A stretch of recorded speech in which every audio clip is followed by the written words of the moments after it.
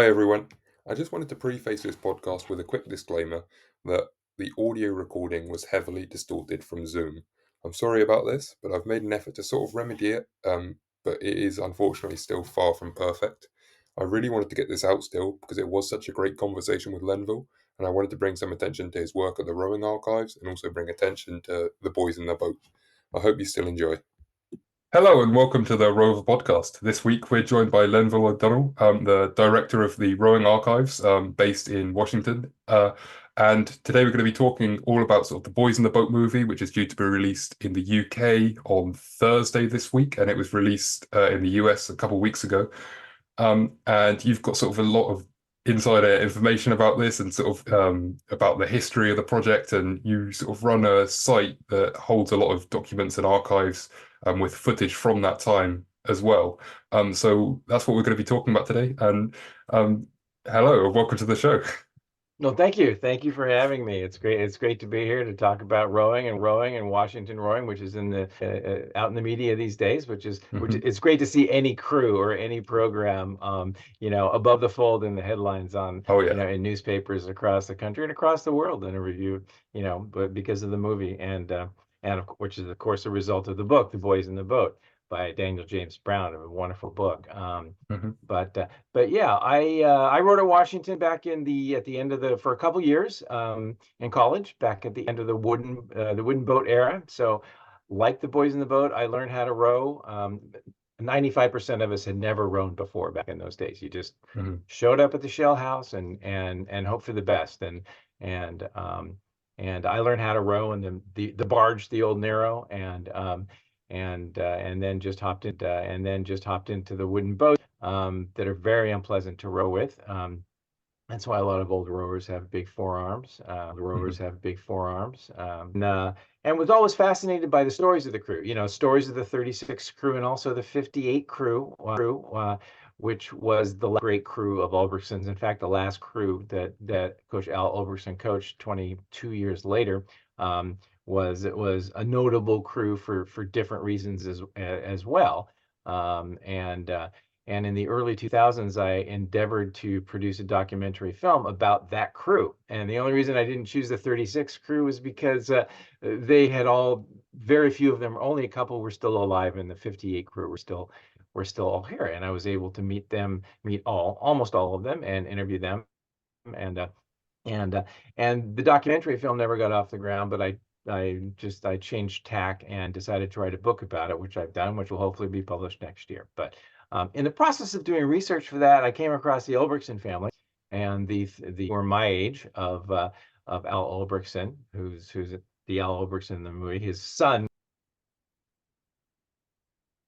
who was a 1952 Olympian, and they had a wealth of materials. The that they had saved from their grandfathers, including a bunch of amazing films from 1936, some films from 1940, 1950, 1958, letters, including letters that that Al Ulbrichtson and his wife, mostly his wife Hazel, uh, documented the trip in a little journal with a daily diary, sent letters back home, which they all had to family members, updating them about what was going on, and also collected autographs of the entire U.S. Olympic team on the boat over there. But that prompted me to start Rowing Archives about 10 years ago to preserve this stuff and a bunch of other materials from other sources that were out there just gathering mold in subsequent generations who didn't understand the historical value of these things. And uh, and small endeavor, we've got a website with some of the materials that we have on them. Digitizing film and restoring film is time consuming, and we do it as we can. But the Ulbrichtson Trove from 1936 was really the genesis of getting it started. And they had some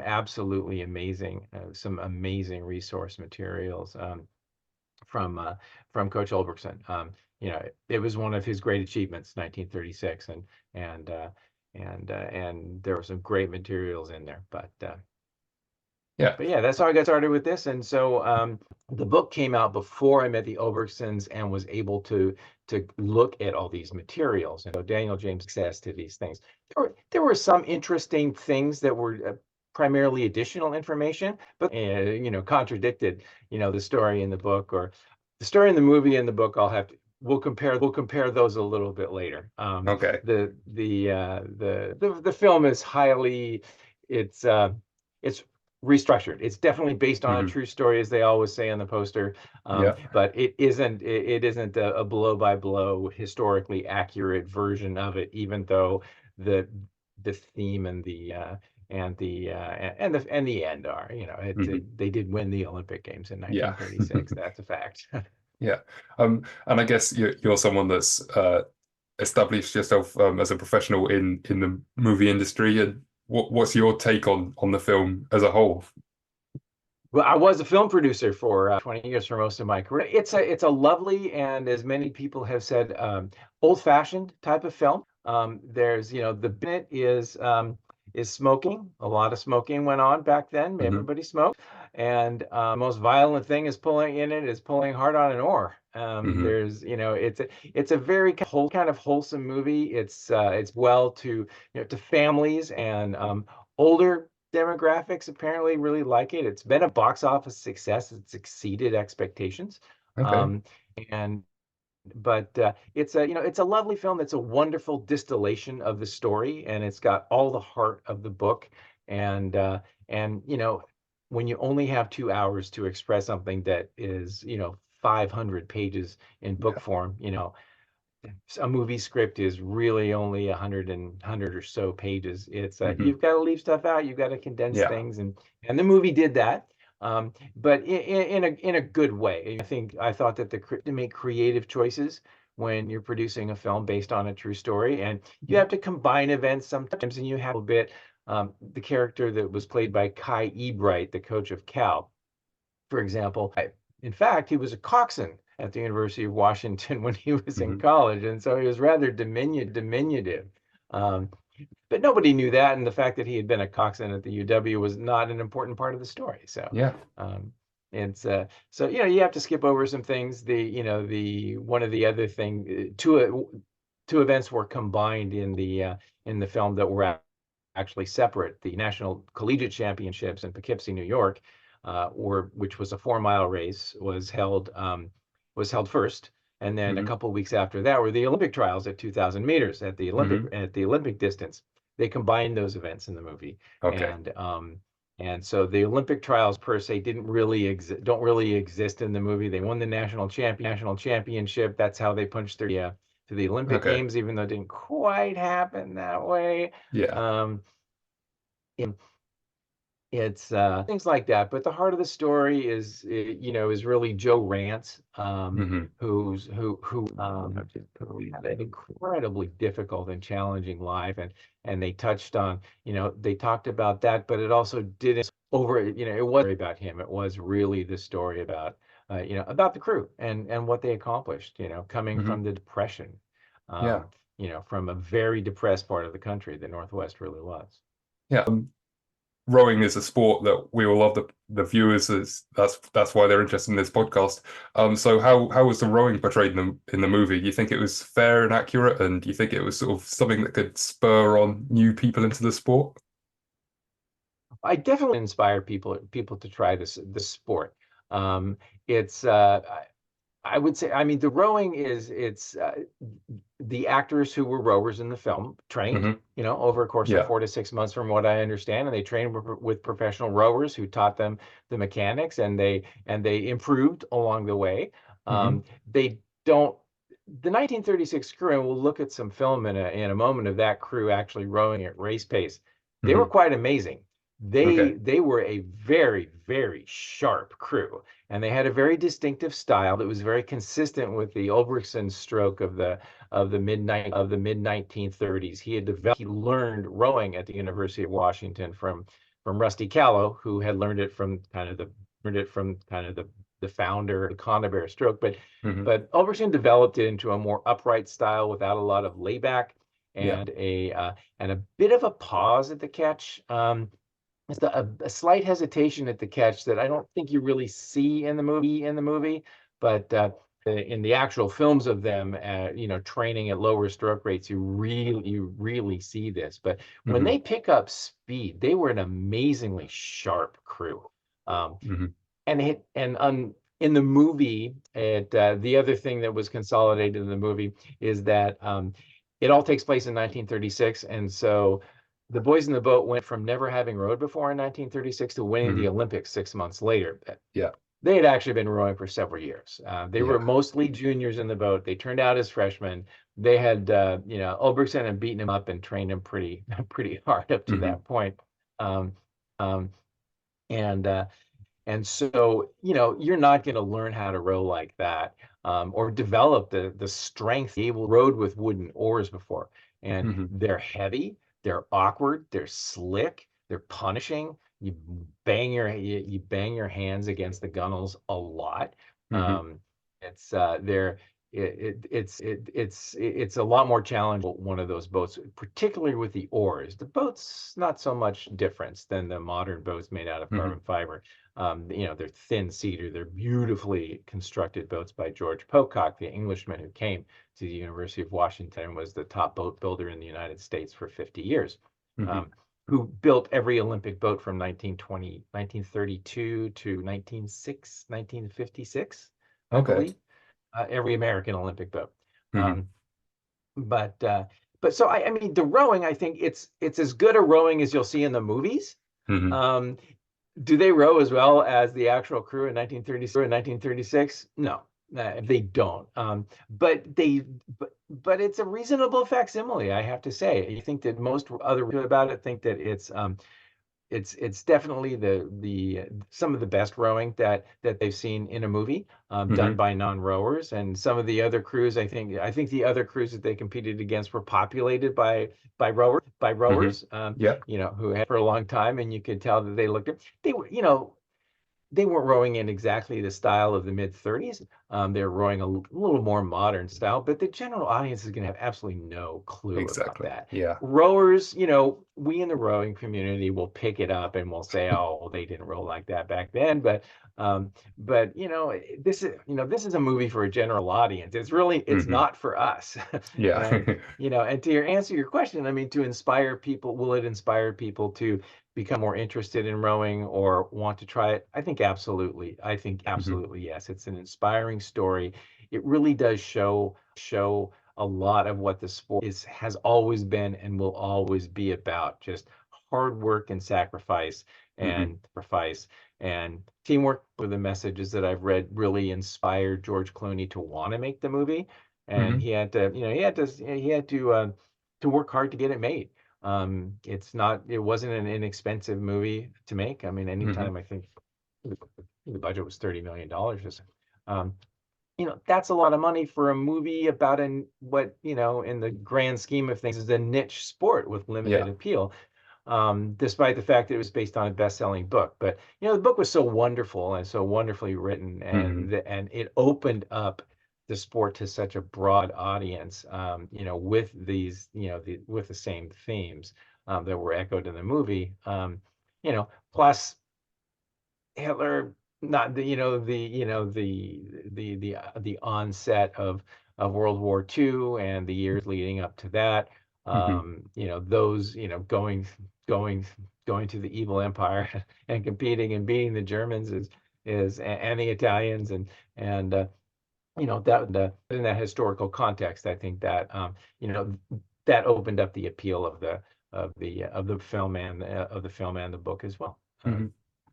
And sort of touching on that a little bit. So obviously, because it was set there, and they were at the time they were hoping to sort of show how technologically great Germany was. They had some pretty top-notch film crews on it, and you have some of the footage from that, don't you?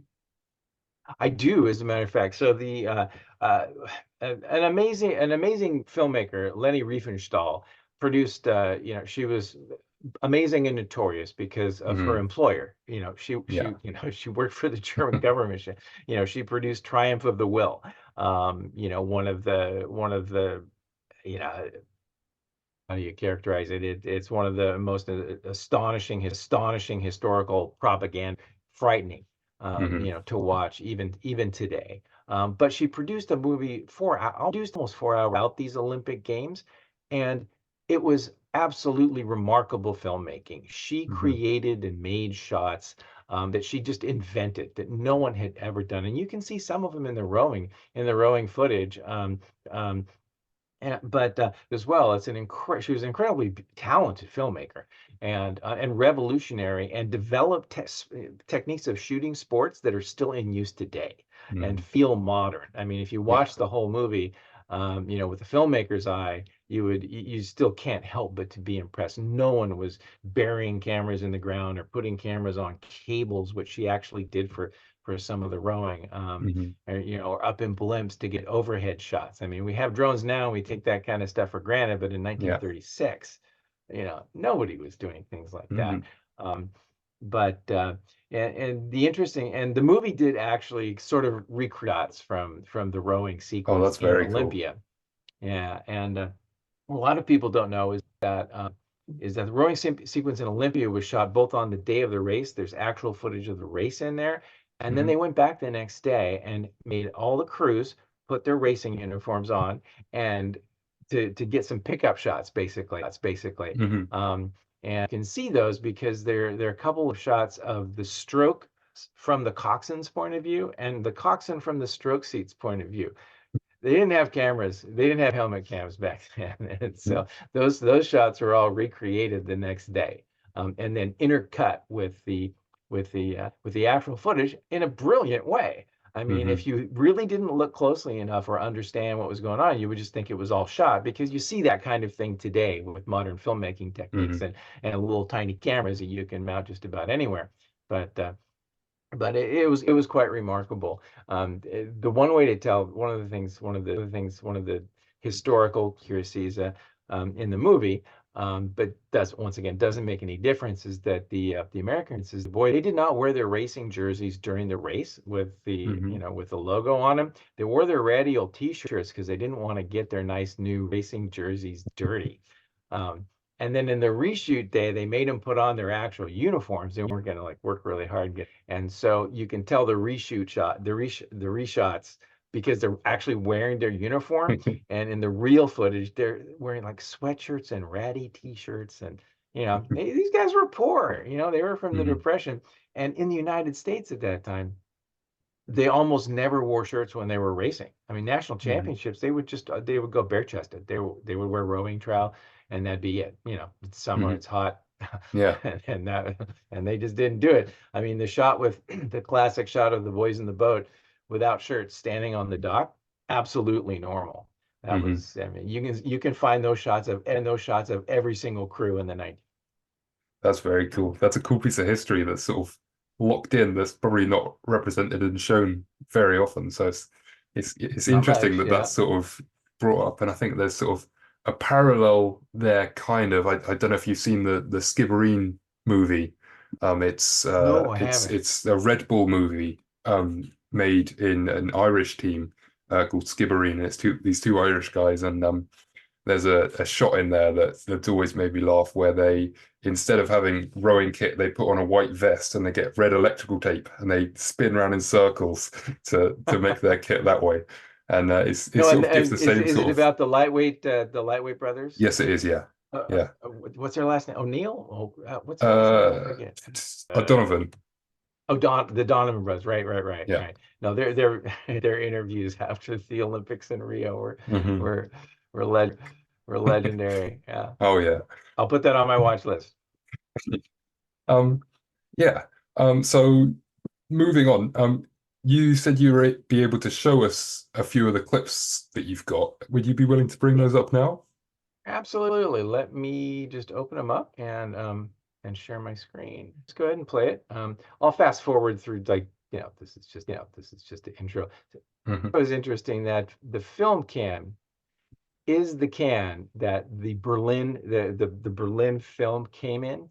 Hmm. That the Ulbrichtsen's Coach Al Ulbrichtsen's granddaughter Rinda handed to me when I first visited her to see if she had materials, and And I didn't believe my eyes. I mean, it was an old EKC, Eastman Kodak Company film can with an old piece of athletic tape on it that you Hmm. can see right there with Berlin 1936 on it. I was just like, there's no way it's going to be film footage from Berlin. It was. There's almost 4 minutes of footage from Berlin.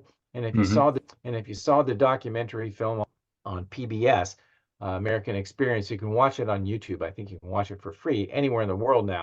Called these films were the foundation of that. They were really the like 90% of the historic footage from that era. They're astonishing for the time that they were a just that they made films back then, and that they Hmm. were and then kept, and then they're here for us today. So um, I'll just go ahead and cue this up.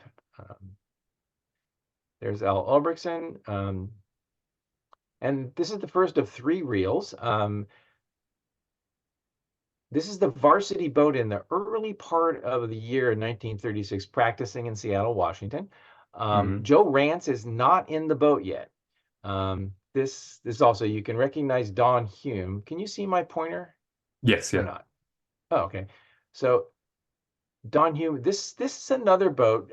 They took them all out and practiced together. And there's Joe there. He's rowing Hmm. in the 5 seat of what's probably the junior varsity boat.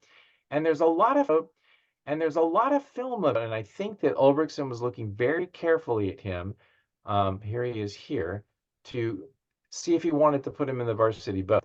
Um, this is the boat practicing for the Olympic trials in Poughkeepsie, New York. And this is a great indication sharpness and togetherness that they rode with. I mean, Hmm. those blades are all doing exactly the same thing at Oh yeah, they're exactly the perfectly same parallel, time. aren't they? I mean, they are absolutely locked into each other. Their body movements are a little different, just depending upon the individual. But Hmm. some hang on the oar a little bit more, some pull on the oar a little earlier. But I mean, it's a pretty modern looking rowing stroke. It's not Mm. that different from how we row today. It's relatively upright, not a huge amount of layback. You can always recognize Joe Rance here in the 7 seat because he tosses his head a little bit Hmm. right at right at the beginning of the catch, right at the beginning of the catch. But it is but it is and and this is just straight raw footage as it was in the camera. Hmm. And this is the film. I had to confirm. I mean, we had this digitized. It was the film that was in the camera in Berlin. And so the cuts are just when they stopped filming, and then turned it on. These them heading out for a practice. There's Bob Mock. Um, the bow of the boat is here. There's Ulverson was just standing in the background with a hat on. Um,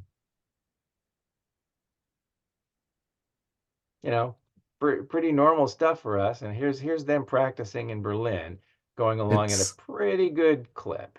it's remarkably high quality as well. And this is low definition. It's this is like 720. Hmm. It's actually sharper than this. It's really good footage from the launch right Mm. beside. I mean, this is how coaches film crews today, right? I mean, Yeah, they go up and down and exactly. up and It down, and they looks, focus on and up and down, and they if it was focus on the colorized, whole it would boat. be the same as any shot that you'd get today from college teams. Yeah, and if some donor wants to see this up-resed and colorized to make it look like it was shot yesterday, send some money. We'll do it. We'll do it. Um, it's really remarkable footage. They're not quite race pace here for 2K. Hmm. Apparently their stroke rate during the race was very similar to what you'd see today, maybe a touch less during the body of the race. They were at a 36, 38 most of the race in the Olympic Hmm. final and cranked it up to 42, 44 in the last couple hundred meters. And you'll see, I mean, they're going along pretty nicely here. This is probably Yeah, what, 36, 37. Um, and once again, they are together. That boat is on rails and the yeah, water is not flat, yeah. not It's flat. choppy. That boat, it's choppy water and they're not skimming their oars and they're not catching crabs. You know, it's not going to be a good day for rowing when there's sort of sailing boats out in the background. I know, right? Well, the sailing competition was on the same parcel of water for the Olympics. So Okay. everyone was out there practicing. Kayaking, Hmm. canoeing, rowing, and sailing were all on the longer Zee in Grunau, outside of Grunau, outside of Berlin, in Grunau, outside of Berlin. These big Hmm. buoys, you don't want to hit one of those. Yeah. Um, but this is them going along at race pace. I mean, they're cooking. Oh yeah. That's them doing a start. Hmm. And you can also see, looking at that footage there, I'll rewind just a touch. One of the things that, I mean, the front splash at the catch, I mean, if we're going to talk technically rowing about it, you know, Hmm. I'm a rower and a rowing coach, and so I love talking about this stuff. But when they get to the starting sequence, which is coming up right here, let's see. I mean, you can see they attack the catch. They really attack the catch. They Yeah. really attack the catch. From my collegiate rowing in the late 70s, is that was what the coach told you to do. You just hammer the catch. And Hmm. one of the scenes in the movie that was very, very true. Here you can see, there you go. There's the swastika flag right Hmm. behind him on that launch. Puck is right here. Al Oberson is here wearing his sweater from his rowing days at the University of Washington that his great granddaughter still has and wears. And this is the only known footage of the semifinals. The Hmm. University of Washington is nearest the camera, and you can see Okay. the stands are not full as they would be. And the UK, the British crew, is right behind them. Both crews set a world record for 2,000 meters in this Oh, semifinal. And you can see from the the flags there would have been a decent tailwind on there as well. It was, yeah, it was a little bit, and I'll pause it here, but and the Brits didn't medal, and they made Hmm. it to the final, but they didn't medal. But they thought they in the semifinal because they were defeated pretty decisively by about a a little bit over a length. Um, Hmm. and you know, one of the other sort of interesting things about both the book and the movie is that calling them underdogs. They were underdogs and they came from nowhere, and no one expected them to win, and they were individuals. The individuals in the boat were underdogs in life. They came out of the Depression. I mean, Joe Rance and a couple of the others had a tough upbringing. A few were Hmm. just more comfortably middle class and or middle class, as comfortable as you can be in the depths of the Depression. Um, Hmm. they all went out and worked, as you can read in the book. I mean, a couple of them worked on the construction of the Grand Coulee Dam in the middle of Washington State, uh, which today is still one of electricity. Hard physical labor Hmm. is what they did to have to stay alive. But they were not underdogs in the Olympics. They were favored. The American eight had never lost an Olympic games that it had competed in prior to that. They Hmm. were in fact fifth champion. And California, the crew's coached by Kai Ebright, who in the film plays a slightly important role. I won't spoil it. Um, but he's the coach of Washington's rival California. Um, his crews won the Olympics in 1932 and 1928. And so West Coast crews being, underdogs was really not the situation at that time as it's kind of portrayed in the movie. The University of Washington first came to the national championships in 1913. They first and finished third and 13 or 14 and finished third, which that people couldn't believe that some unknown crew from way out west would come to New York Hmm. medal. And then in 23, 25, and 26, they won the IRA. Two of those boats were stroked by Al Ulbrichtson. Um, Hmm. so he they were the best crew in the United States. And at that time, the best crew in the United States was expected to win the Olympics in the eight, not the small boat classes. We weren't as consistently successful then. Hmm. But the fact that they were underdogs in life was one thing, and the fact that it is absolutely true that the stroke and one other member of the crew, but the stroke, Don Hume, he was sick. He had lost 10 to 14 pounds in Germany. He got very, very sick on the boat and was extremely ill and just barely starting to recover. at the race time. Ulbrichtson had to pull him out of a few practices, and he was Hmm. considering subbing in one of the alternates for him. The story is very well told in the book, and that the crew members did not want to row without Don Hume. Hmm. And I don't think this quote is book, but Ulbrichtson said in a newspaper interview later, asked about why he kept a sick oarsman in the boat. Well, nobody keeps a better pace than he does, and he doesn't really pull hard anyway. Can you imagine your coach saying that about you to a newspaper reporter after you just won the Olympic Games? Yeah, that. But so here's the footage from the film Olympia that was directed, produced, made by Leni Riefenstahl, the famous German filmmaker. And I'll just talk through it a little bit, talk about Hmm. what is the footage and what's the recreation. So I believe the flag here, yeah, that looks real.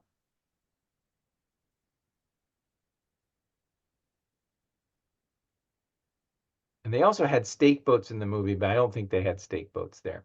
I Hmm. think it was just a long dock floating. So this is likely not real footage. Okay. It's an aerial camera. They didn't have aerial cameras. I mean, I think they had to Hmm. rig this up before, and they're all obviously not going at 2K race pace. That was the German and the Italian crew. Hmm. This is the German crew.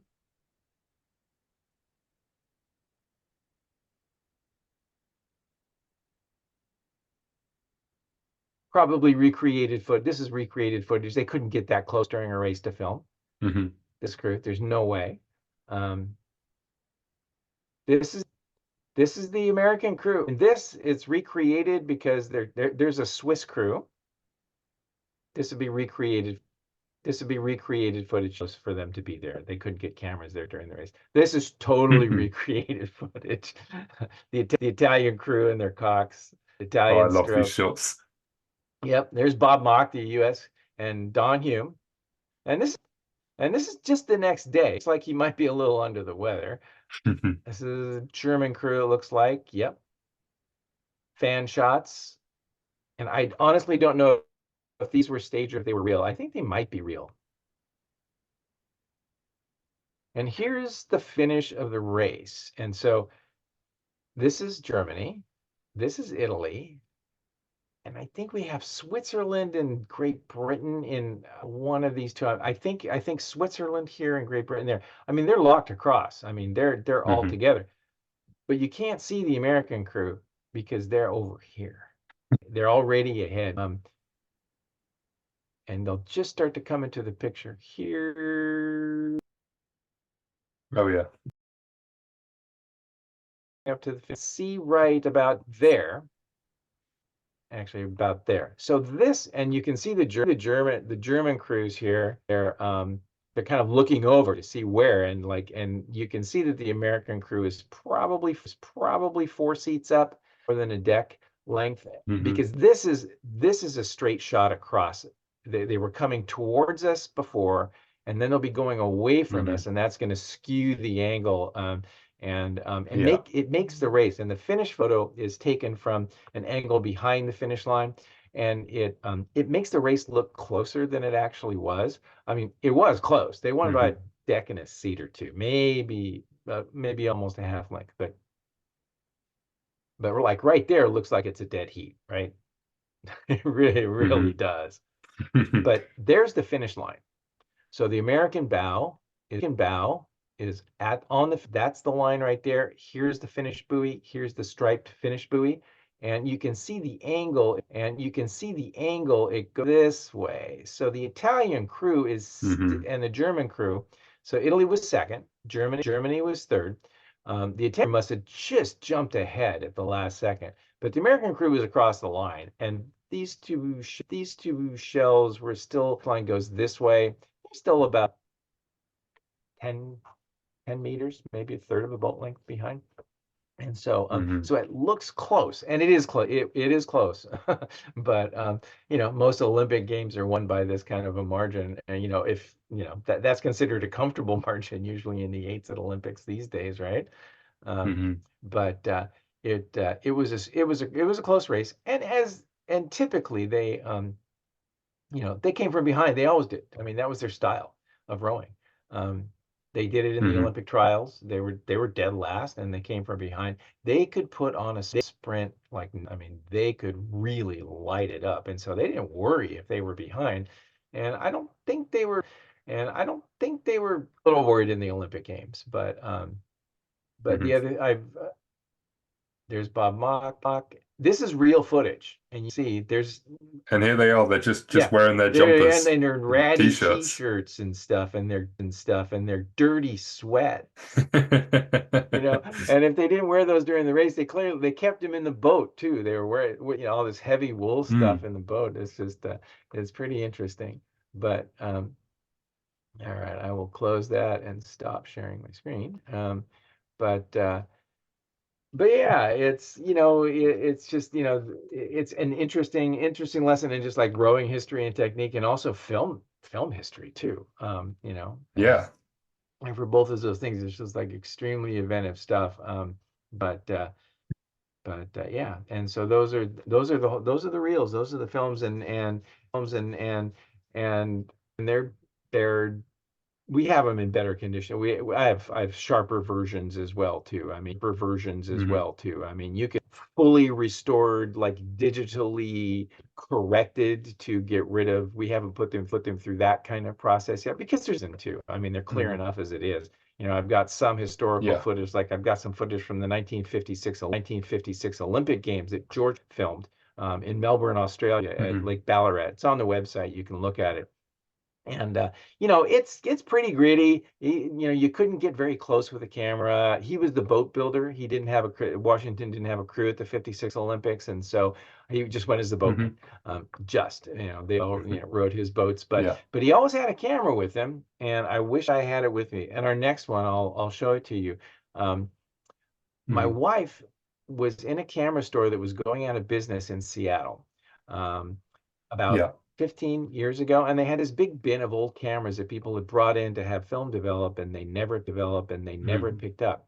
Film camera, a leather covered film camera with George Pocock's name and address carved into the side of this thing. And so it clearly belonged to George Pocock. It might have been the camera that made some or all of these films. And it had film inside. Um, they opened the camera, unfortunately, Mm. to see if there was Yeah. film inside. It was exposed. I still have a camera. Yeah. It still has film inside. I don't know what's on it. It would have been from much later, but That's just such a cool thing yeah, that you can sort of find that on your just doorstep as well. out of the clear blue sky. You never know. Hmm. Yeah. Well, so that footage, it's interesting. If you don't mind, we could talk about sort of how it's interesting that nothing's really changed in terms of how things are filmed for rowing events between then and now. It's all remarkably similar, almost 100 years on. From a sort of producer's perspective, do you think that's something that is worth sort of looking into and sort of trying to find the new angles and new perspectives for races going forwards and maybe even Paris Olympics coming up? And the fact that they use some of these camera angles and shots in the movie, Hmm.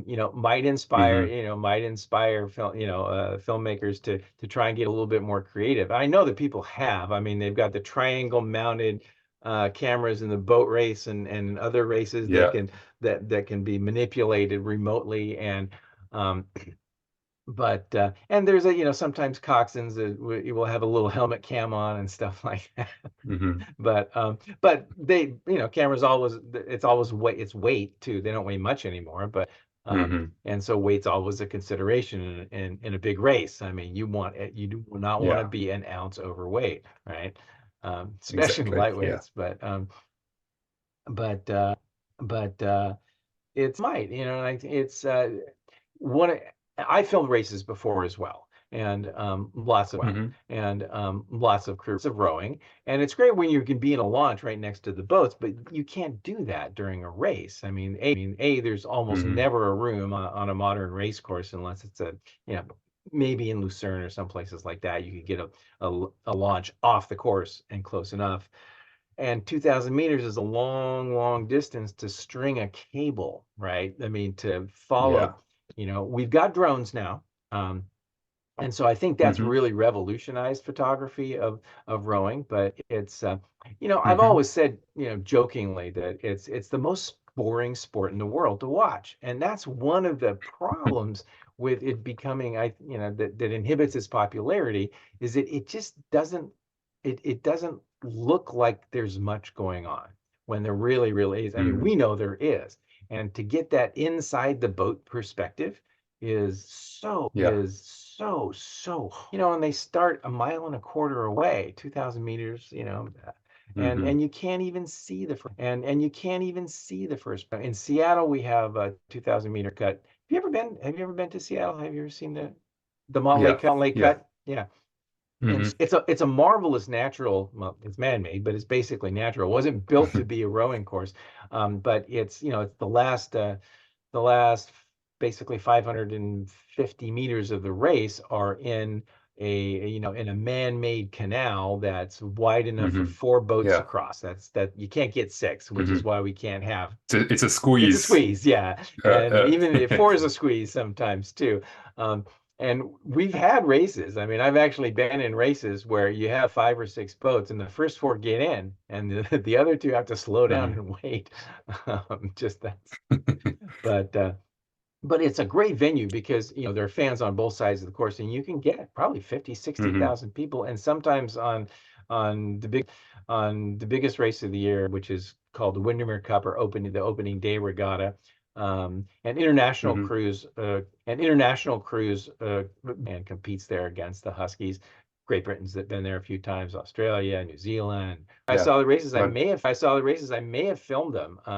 And the Mountain Lake Cut's a good Mhm. place to film too, because you can get pretty close with a good camera, 5 strokes. There's Yeah. a bridge that goes over the middle of the cut, just a Mhm. and I know as a rower, because you count. I count strokes, and I know it's Yeah. 35 So, strokes to the finish. You know, 35 strokes till you can stop dying. But anyway, back to your Mhm. original question. Yeah, I mean, I think hopefully this will inspire people to get more creative with camera work and try and find some Mhm. technological solutions to make the sport more exciting, um, Mhm. visually, or as exciting as it actually is for us in the boat. Um, Exactly. it's Yeah. it's always been a big challenge, and I think it has kind of inhibited the popularity of the sport. I mean, you will see in the movie they did a good job of recreating, both in Seattle and at the University of Washington's major races. I mean, they had one at that time against Cal, and the Poughkeepsie Regatta. Passengers were in a train or the lake. Um, Yeah. and I mean, that was their high-tech solution to being, and those races were, And that's two. such a cool idea as Oh well. yeah. Like if there were that sort of thing at events today, obviously there's not that big of a capacity for it, but I think that'd be such a cooler thing to have. But it's just not necessarily that accessible, loads of events now, because you've sort of got 2K man-made lakes that don't have train tracks going down the side of them. Yeah, they just don't really exist, and I think that it would be prohibitively expensive to put a giant grandstand on rails and make it, something that'd be Mm. possible to go along with the race. I Yeah. I don't think so, but yeah, it's hopefully the movie will you know it will ins in, inspire a lot more interest in the sport. Mhm. And but rowing has had a reputation of being an elite sport for what we call here on, what's the most famous race in the UK? That's the race between Oxford and Cambridge. These are not Mhm. working class folk who, by and large, who Yeah. attend these universities. And same with the Harvard Yale race. It's the oldest collegiate sporting event in the United States in any sport. Started in the 1860s, I believe. Mhm. Um, and so I think, one of the things that this movie might show is that that's not what rowing's all about, that anybody can do it. And, of course, we know that. Hmm. And Yeah. but that's also, it's been a tradition. It's been a tradition here on the West Coast. Is that, one of the things that was somewhat accurate about the movie is that you just showed up and tried out and gave it a shot. And most of the time they Hmm. didn't even have to cut anybody, because it was just, most people couldn't hack it. It was too hard. And it wasn't Hmm. fun. And it wasn't fun at first. But and you went out in all kinds of weather, and it's the film did it's the film did consolidate things a little bit. Was you know they selected the varsity and the JV, like from like a camp would do, and named the people in the Hmm. boat. And that's not at all how it happened. I mean, you basically had 50 guys competing for seats in the varsity boat from the very beginning of the year. And Ulbrichsen was he was very back then it was putting together lineups. We didn't have the kind of technology and data that we had today. There were no ergometers that you could really come to know Hmm. how fit and how strong or how hard someone pulled, and if they could go 2K and keep it up, and keep their form Hmm. together. All you had was what you saw in the boat, and how fast the boats went relative to each other, with Hmm. different personnel and different boats and different seats. And Ulbrichsen people a lot to try and find the combination. I mean, you knew that if the JV Hmm. boat and the varsity boat, something wrong. You did not have the 8 fastest guys in the varsity boat, because the JV boat should Hmm. not be right next to them. And it's interesting to, on that note, it's interesting to note, as good as the 1936 crew was in 1936 and in 1937.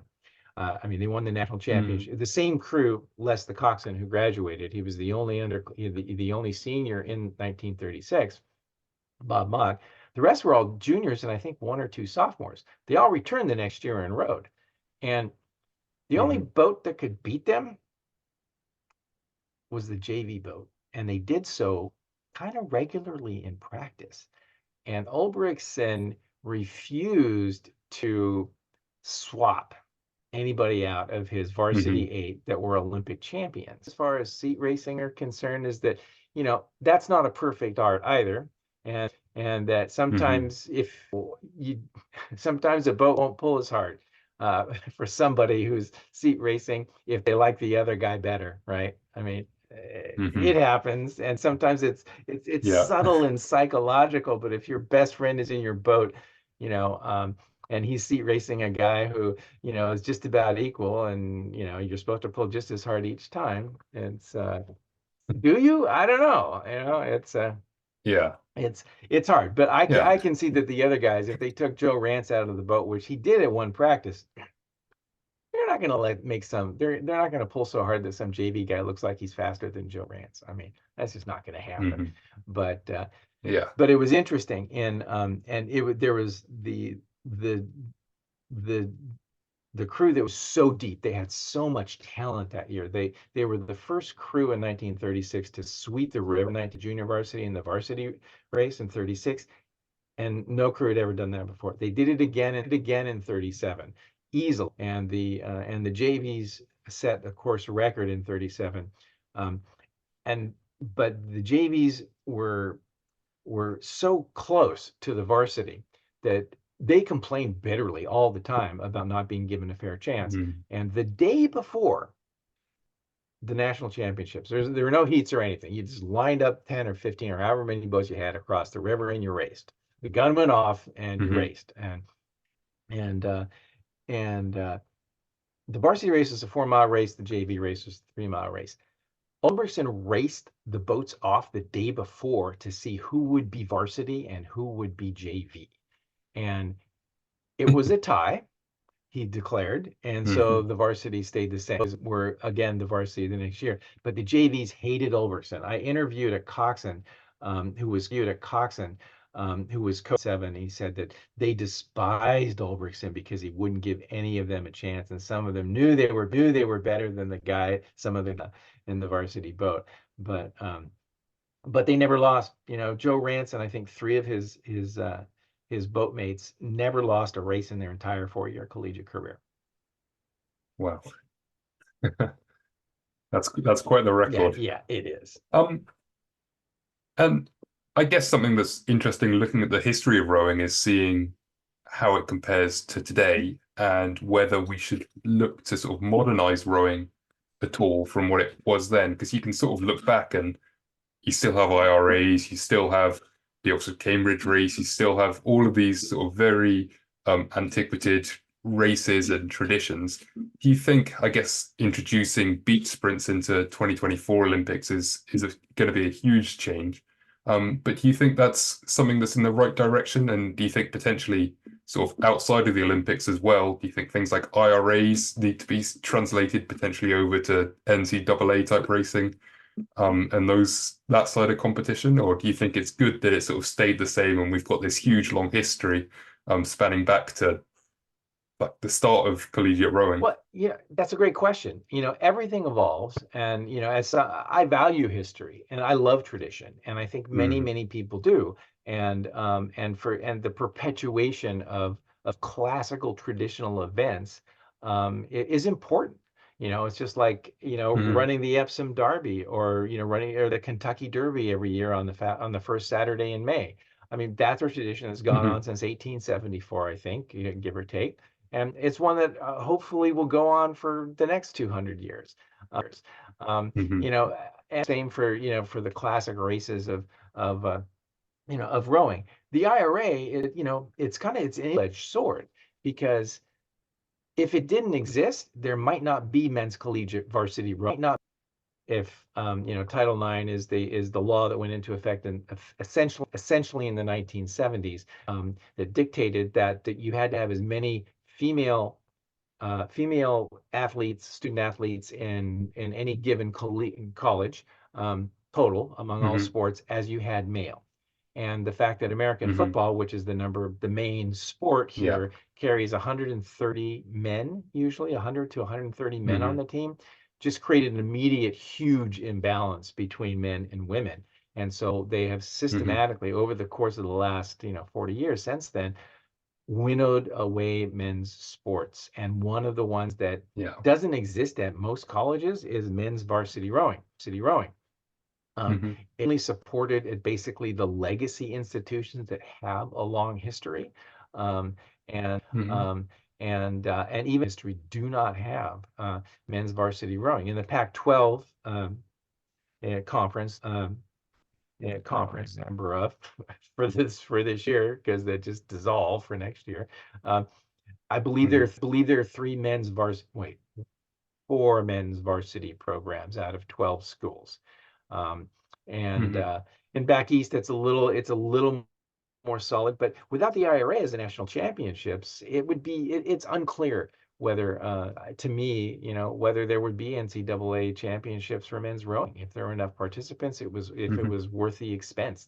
Rowing is also an expensive sport. Yeah. And it's also, Yeah. it's helped women's rowing. Title IX has really helped women's Mm, rowing, because schools are adding women's rowing, because you can put 40 to 50 female student athletes on your roster to really help balance out the men's foot. So I like the mm, history, I like the tradition. Coastal rowing's fun. It's fun to watch. I know people who are rowing, and many are former sweep rowers and flat rowers. Adding mm, new aspects of the sport to the Olympic Games and to competitions, I think is great. um but I hope, there have been changes over time. I mean, we went from racing 4 miles to racing 2K. Nobody races and we race four mm. miles in the fall at head races and things like that. But Yeah. the fundamental spring competition, it's 2,000 meters. One of Mm, the, we can talk about the Los Angeles Olympics in 1920, in 2028, not 1928. They're going to race 1,500 meters. mm, Just because of the course. They want the course to be in the major metropolitan area and accessible to lots of people, but there aren't 2,000 meters of straight flat water that you can put 8 boats across if you have to. That's Yeah. fair. And of course, rather than have it on a large at a more appropriate venue for racing that's far out of town that won't attract Mhm. many spectators. I don't know. I don't know what you think, but I think that's I think it's interesting. I think there's potential for a lot to change in the next 10, 15 years in the sport of rowing. And I think in order to keep up with the rest of sports and even just to keep rowing as the sport it is today in the Olympics, I think there's a lot that needs to be yeah, done to make sure it stays relevant. And I think that's going to be a big challenge over the next few years. But on that same front, I think they are doing a lot of things, and things like the Boys in the Boat movie coming out now, that's going to be huge for keeping yes, it relevant and keeping rowing just sort of in the public image. yeah, So I think it is a good thing that things like the movie are coming out and things like they're trying different things at the Olympics and sort of making those changes by putting rowing more in a more central position than sort of shipping it out somewhere where not as many people would go and watch it in person, I yeah, guess. So I guess that's quite an important thing as well. And ultimately, I guess it's a case of what's more important, like having a really good race and getting world records or having loads of people watch it and enjoy and be involved in the yeah. sport. And I guess that's kind of the thing you need to think about. You do. You absolutely do. And so I think, change is good and so's tradition. And, as long as I think if Of course. evolution is important. And I think if you keep both of those things in mind, and then, that's the best way to approach this. But, as always, I Hmm. mean, the coach of any NCAA men's rowing program will tell you that, you know, they're afraid that their program's going to be cut, even Hmm. at the big schools, like Harvard, Yale, Washington. I mean, they're worried, and these programs have had to become self-sufficient to a large degree, supported by boosters and former athletes and former rowers, Hmm. just to insulate them against that, and not being an NCAA sport, even though they're varsity sports and the numbers count for Title IX calculations and things like that. That may have saved some of men's rowing to a degree. I'm not an Hmm. expert on that. I don't know, but um, it's I think coming up with the dissolution of the Pac-12 and I don't know if you're familiar with this, but the league that has existed in one form or another on the West Coast, where Washington, Cal, USC, Stanford, and a number of other colleges are part of, it basically disbanded. Hmm. Um, there's a mass migration away to other leagues. The University of Washington and several other schools are joining the Big Ten, which is a Hmm. Midwest conference. There's only one rowing Okay. program in the Big Ten for men. It's we'll still compete against Cal. I think it'll just be interconference now. Hmm. But Hmm. once again, there's something that's they're struggling with how to maintain the traditions of our traditional rivalries within of collegiate sports in the United States. So, and Hmm. this is a big change. So, I think they're dealing with it from what I've read and heard. We'll still have opening day in the Windermere Cup. So Oxford Brooks can Yeah. come and teach us a lesson every few years. But it's but it's a lovely movie. It's very old fashioned, and Hmm. I think people, I and audiences love it. The critics not so Yeah. much. It's probably not going to win a Okay. lot of awards, but I Hmm. thought it was a very, very well made movie, for and I think probably the best movie about rowing that's ever been made, feature film anyway. And the bar's low. There haven't been that Hmm. many great rowing, but I think I think it's a lovely movie. And to go see it, it definitely has appeal, and it's definitely gonna open some people's eyes to to the Hmm. sport, which I think is great. I think, and The Boys in the Boat, Dan Brown's book, has vaulted to the number one New York Times paper seller as a consequence. Hmm. So more people are reading the book again too. So, um, Hmm. you know, Well, I'm going to be watching it on Friday. I'm nice. very much looking forward to it. I look forward to catching up with you as well towards the end of this week, and we can sort of talk more about the 56 Olympics and 56 your Olympics book. and 58 crew. Yeah, And the 58 yeah. crew, sorry, yeah. The book that you've written on that crew, more about the rowing archives as a whole. There's loads of amazing footage on there that I've sort of had a brief look over, but I think it'd be great to talk more about that in detail with you and someone that I'm sure has got lots of knowledge about all of the stuff that's on there, and I'm really keen to sort of catch back up and talk about that. And yeah, thanks very much for coming on, and I look forward to catching up with you Yeah, well, again. thanks for having me, Ben, and look forward to picking this up later in the week. Have a great day. You too.